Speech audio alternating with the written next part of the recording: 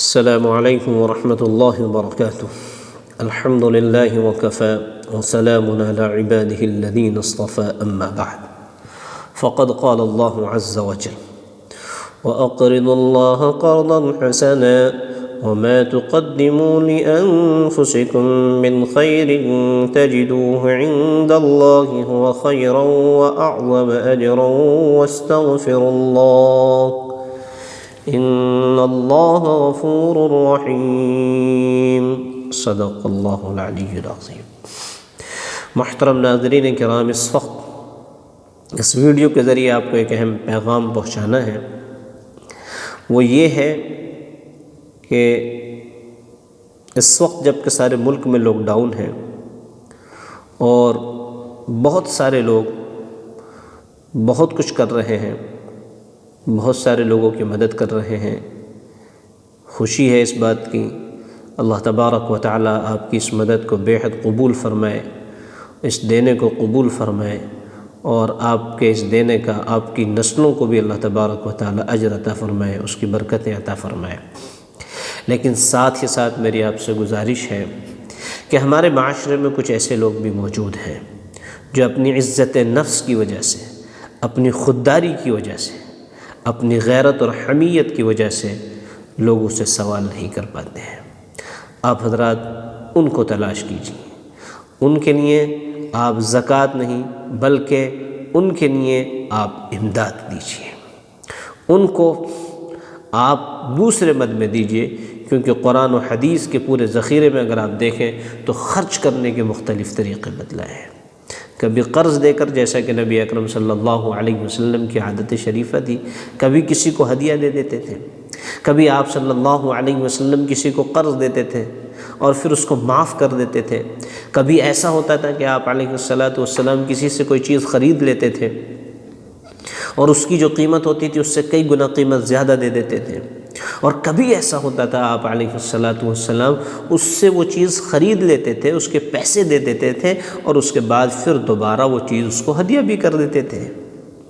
نبی اکرم صلی اللہ علیہ وسلم ہدیہ لیا اور دیا کرتے تھے.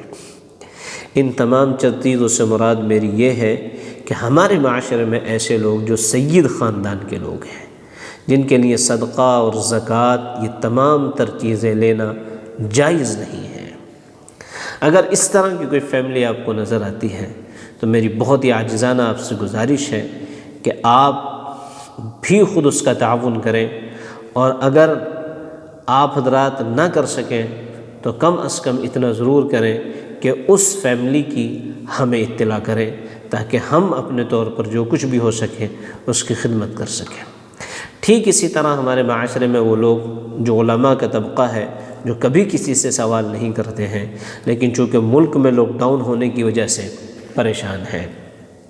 یا اسی طرح خصوصاً وہ لوگ، وہ علماء، وہ حفاظ کرام جو آپ کے گھروں پر کبھی ٹیوشن پڑھانے کے لیے آتے تھے، کبھی کسی مکتب میں ٹیوشن پڑھاتے تھے، کبھی کہیں کوئی خدمت انجام دے رہے ہیں، لیکن چونکہ اس وقت لاک ڈاؤن کی وجہ سے آمدنی کے تمام ذرائع تقریباً بند ہو چکے ہیں، اس لیے وہ لوگوں سے سوال بھی نہیں کر پا رہے ہیں.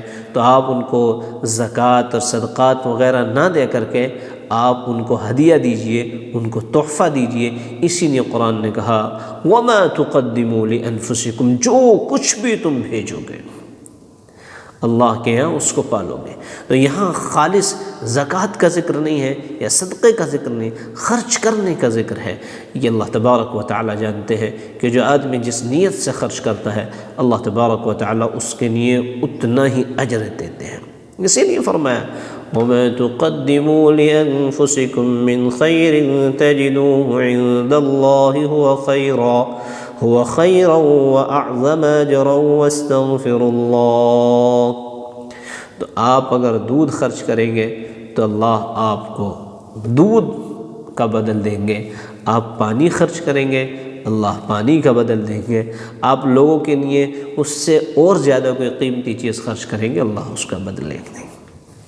اللہ کے یہاں زکوٰۃ کا بدلہ الگ ہے، صدقات کا بدلہ الگ ہے، امداد کا بدل الگ ہے، ہدایے کا ہدیہ دینے اور لینے کا بدلہ الگ ہے. تو آپ حضرات جس طرح لوگوں غریب اور مسکین قسم کے لوگوں کو تلاش کر رہے ہیں، اسی طرح آپ ان لوگوں کو بھی تلاش کیجئے جو اپنی عزت نفس کی وجہ سے لوگوں سے سوال نہیں کرتے۔ لا يسألون الناس الحافا۔ اللہ اکبر۔ اللہ فرماتا ہے وہ لوگوں سے چمٹ کر نہیں مانگتے۔ عزت نفس اتنی پیاری ہے، بھوک تو ہے، پریشانی بھی ہے، دقت بھی ہے، لیکن لوگوں سے مانگتے ہوئے شرم آتی ہے، حجاب آتا ہے، غیرت آتی ہے۔ لہٰذا آپ حضرات خود سے جا کر کے ان سے بغیر پوچھے ان کو ہدیہ دیجئے، ان کو تحفہ دیجئے، ان کی دعائیں لیجئے۔ السلام علیکم ورحمۃ اللہ وبرکاتہ۔ اس کے علاوہ دوستو ہمارے چینل کی ویڈیوز کو لائک ضرور کریں اور اپنے سوشل میڈیا اکاؤنٹس پر شیئر ضرور کریں